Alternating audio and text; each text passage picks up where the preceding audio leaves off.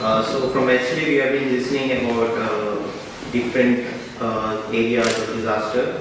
We have been listening about different perspectives. Now today I will be presenting the business perspective, wherein the business and the companies, how they can chip in for disaster management. So this will be my outline of my presentation. So I start with the introduction, go for the problem, and finally I will give some conclusion and recommendation. So first, let us understand why this topic is important. If you see as a society, if we have a thriving society and a thriving environment, that contributes to a thriving business. And when you have a thriving business, that indirectly contributes to the economic development of a country. And economic development is largely dependent on the society's access to the surplus created by the market economy. So going further, because we should understand, because I am seeing this whole thing in the perspective of corporate social responsibility. So we need to understand what is corporate social responsibility. The definition given by World Business Council for Sustainability Development is commitment of business to contribute to sustainable economic development by working with employees, their families, the local communities and society at large to improve their quality of life. So here if you see, in this globalized world, sustainability is important, and for sustainability now CSR is very important because business plays a vital role. So why do we need to combine the CSR and disaster in today's world? So the past literature has shown that disaster is one of the main problems in countries, especially in low-income countries. So this, and on the other side, CSR is gaining importance not only, earlier it's already in a developed country, it is already important. Now it's gaining importance even in the developing country. So now we need to combine these two so that we can have a better tomorrow. And even the private companies can chip in this whole scenario in a big way. So I would like to present you my research finding in Malaysia. So what is my research finding? What are the opportunities we have? So if you go in Malaysia, first of all, flood is one of the main disasters in Malaysia. And if you see, almost 1.2 trillion have been lost in last 35 years in countries with low income due to natural disaster. So this is a big impact on the countries with low income. And this is going to get worse as the climate change and all this happening is going to get worse. Now in 2014 December, there was a devastating flood in Malaysia, and this was one of the worst floods ever in Malaysia.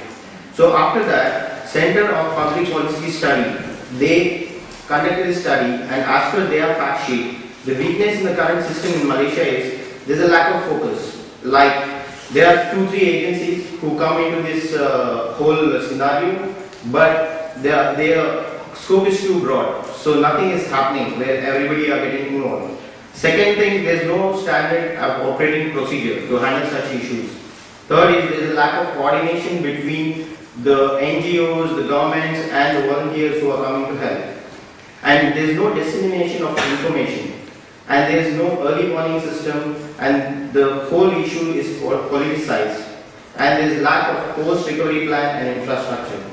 So with this background, I formulated my research question, where first I wanted to understand what is the meaning of CSR for these stakeholders who are involved in flood mitigation.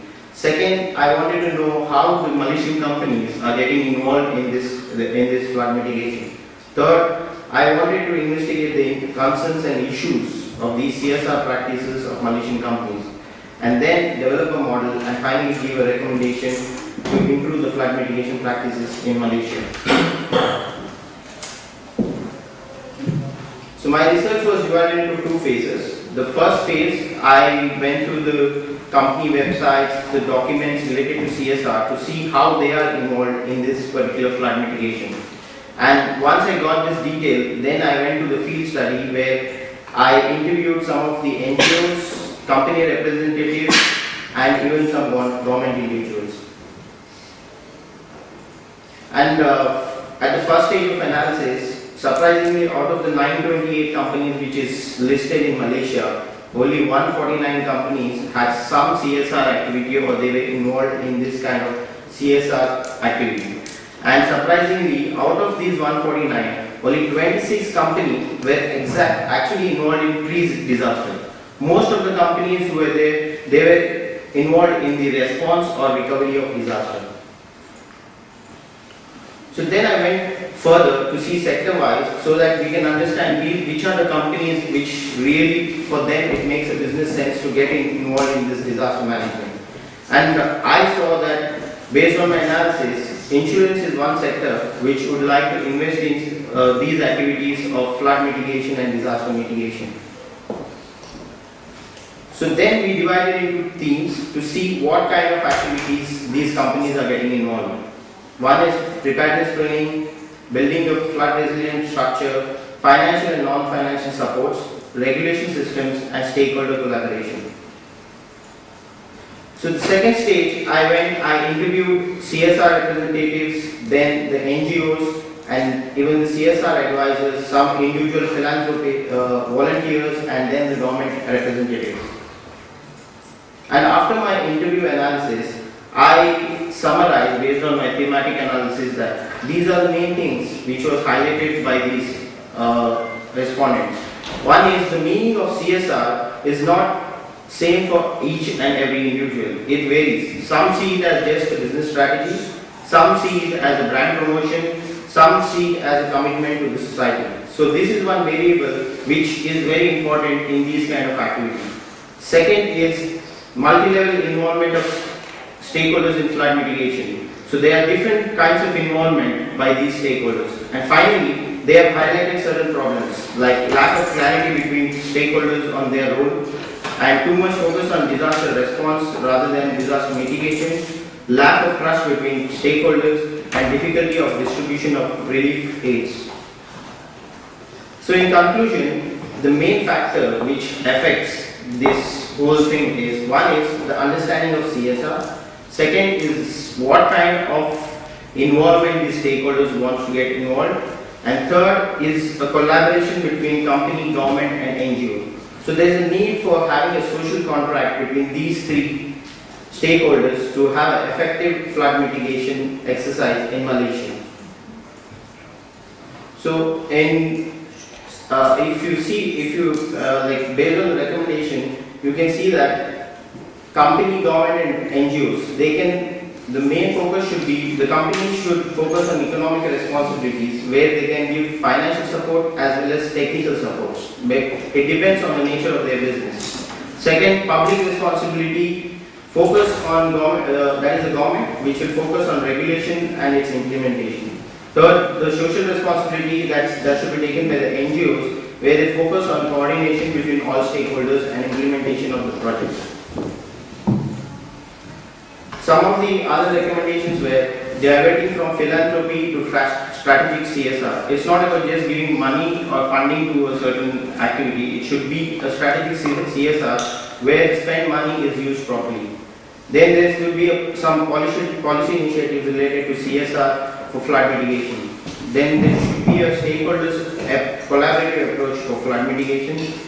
Then developing specific metrics to CSR, because whenever you don't measure something, you don't know whether you're progressing or not progressing. So we need to have some metrics to measure these CSR projects. And there should be a transparency of information and resource sharing. And it's very important to raise the issue and awareness of flood mitigation, how important it is, rather than response and recovery. And finally, there should be some climate related insurance products, because normally what feedback I got is, whenever there is a natural disaster, most of this, it is not covered by the insurance companies because it comes under the act of God, so they don't get the insurances. There should be specific insurance products which will help in these things. Thank you.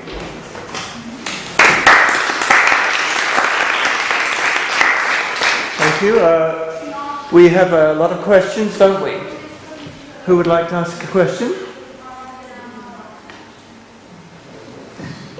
Corporate social responsibility in China? Please, do you know Chinese companies are involved in doing activity? Did you hear? Yes?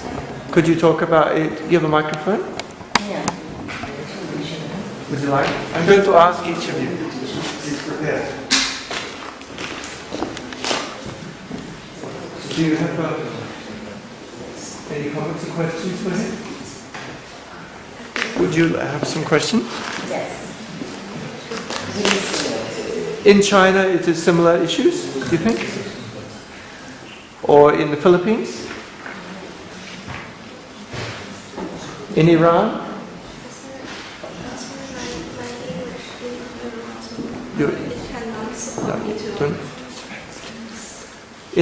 What about in Turkey? You think this is similar to Shukra? Yeah, in Turkey we have a similar problem, but Angelica, I want to say thank you again, because all of the problems, disasters, has based on the corruption. Corruption is the main problem, and corruption prevents to take risks. Corruption reason or caused many problems in everywhere, not only earthquake or disaster, in everywhere. We know that in 2011 and 2012, I had the earthquake in one. One is a city nearby the Iran. Nabi is my neighbor. Yeah, but they are in one. There were many houses and apartments collapsed because of the corruption, not the earthquake. The contractor steal something from the building, and one of them, the teachers stayed there, and they are died. They died because of the earthquake, but real responsibility is the corruption. And we have to, the businessman, we need the honest, responsible, accountable person. Therefore, it is very important. Business world is very important in everywhere.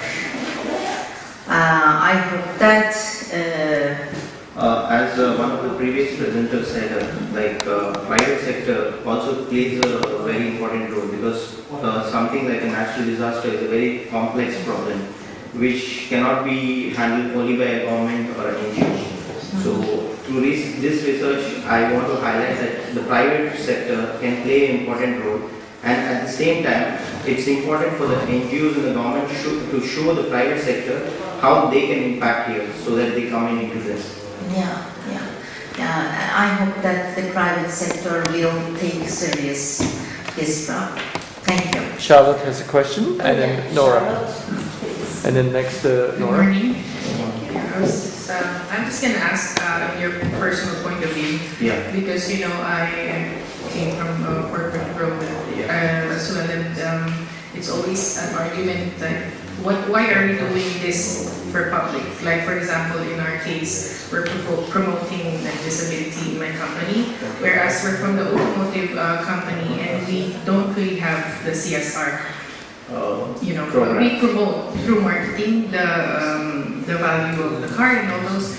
But my question is, for you, in your personal point of view, what could be CSR for you, or with your university? Is it actually, there's some debate that is it for you a measure of profit or purpose? So in this case, it's a disaster for me. I see it some sort of a purpose, but then of course you want to have your equity when you provide the services of the company and the products of the company. So is it a profit or purpose as a measurement of your CSR in this case? see, as a decision maker, for example, if you see a CEO or something, for them, CSR can be a strategy where they can develop the reputation of their company and they can show that their company cares about the customers. So that is one way of promoting their brand and promotion. But actually, if you ask me personally, for me, CSR should be something which we do to the good of the society. So it doesn't matter if it makes business sense for my business or not. I am just sharing the profit what I got from the society. That in a way we are taking the profit from the society itself because this is a system. So we need to give back to the society. That is what I feel the CSR is. But as a manager or a decision maker, these days CSR is taken it as a very strategic move. So if you see in my findings, you can see that insurance is one of the sector which has invested more on this flood mitigation. The reason being because this flood mitigation or natural disaster can affect their business more as compared to other businesses.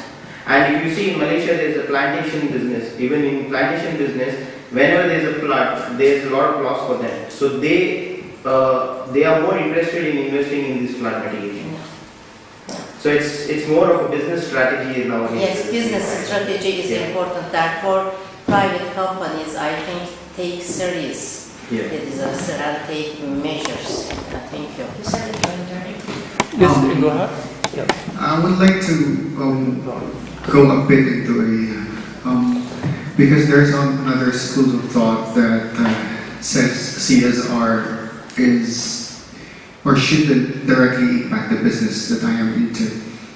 Otherwise, it's actually doing it for profit. A lot of companies do that. It's because they wanted to have a beautiful image in the public. They give food, they go to the disaster areas and give relief goods. But then after which, it's just for promotion. It's just for marketing. But the other thing is that we do CSR, it's because it's important. Going back to your definition of CSR, it says there to close the gap between what the company is doing, benefiting their families and the community where they are into. One good thing that Jollibee in the Philippines, this is the major food franchise or competitor of McDonald's, is that since they're selling burgers, they need onions. When they need onions, they buy it from the farmers. And the farmers are actually poor farmers. They don't have technology. What Jollibee did was to teach the farmers how to grow onions. And with that, they doubled and tripled their produce. Thereby, they're selling their onions to Jollibee. And Jollibee now has a quality onion. But Jollibee said, don't just sell it to me. You can sell it to others. So therefore, it's not only for Jollibee, but it's actually for consumption of the public also. So thereby, the public enjoys quality onions, not only for Jollibee and its direct business or direct businesses. So for corporates, for CSR for corporates doing CSR, it is not only for their own benefit of their own, but it's actually for the benefit of the others. Thereby, Starbucks also teaches farmers in different countries how to grow and produce quality beans. It's not because only Starbucks wanted to buy it, but they wanted to increase the produce of their farmers, so they can sell it to other coffee makers also. So it does not only benefit from the business doing the CSR, but it should actually benefit everyone. If you see my recommendation, the first recommendation I gave is divert from philanthropy to a strategic CSR. Exactly what we mean by strategic CSR, it should be a win-win situation where even because see the basic nature of business is first thing is they should make profit. If they don't make profit, they don't survive in this one. So there is no question of CSR. So it should be a win-win situation where even as you gave an example, even the beneficiary is the customers and the society in general and the company as well. That is the reason we are promoting this strategy where, for example, if an insurance company is coming into this disaster management, it's not only the people who are getting benefited or the affected people, but even the insurance companies as a whole. So that is the meaning of strategic CSR, where it should be a win-win situation. So according to me, we have to identify which sector exactly can fit in this disaster management. For example, in Malaysia, there is a place called Penang. In Penang, there is a lot of these flash floods. So what this government people has done is, they have tied up with these developers, and there are certain criteria to be followed before they can give license to the building. And the developers invest a lot in all these flood mitigation activities. So it's a win-win situation for both. So that's the way we should go. It's a great research. Thank you for sharing it. Thank you. Nora, please. I want to share a certain one of the best practices in corporate social responsibility. I know of a certain company wherein they proportion a certain fund for corporate social responsibility, and they choose a certain group of employees to be involved. And to this group of people who are also employees, they will be the source of funds. At the same time, the employees themselves become a part of the social responsibility. And they also give the funds through Gawad Kalinga. It is building of houses for the people who are capable of building their own houses. So in this way, the dignity of the recipient is also kept intact. In your study, were you able to identify how funds will be given to the recipients?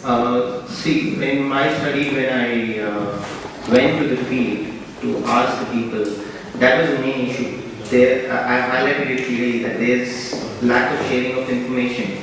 Although, I interviewed individually, like I went to the NGOs, I went to the companies, and I was even interviewing the government. Now, each person doesn't know what the other person is doing. See, for example, when I went to the government and I was discussing about that, they were not ever much about what the NGOs are doing and what the government is doing.